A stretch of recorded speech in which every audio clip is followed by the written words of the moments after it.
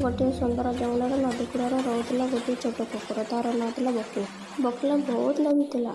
ଜଙ୍ଗଲରେ ଖାଇବା ଖୋଜୁଥାଏ। ହଠାତ୍ ତାର ମୁହଁରେ ପଡ଼ିଲା ଗୋଟିଏ ବଡ଼ ମାଂସ ହାଡ଼। ବକିଲା ବହୁତ ଖୁସି ହେଇଗଲା। ଓହୋ, ଆଜି ତ ମୋର ଭୋଜି ହବ। ନଦୀ ପାଖକୁ ଯିବାକୁ ଲାଗିଲା। ନଦୀ ଉପରେ ଥିଲା ଗୋଟିଏ ପୁରୁଣା କାଠ ପୋଲ।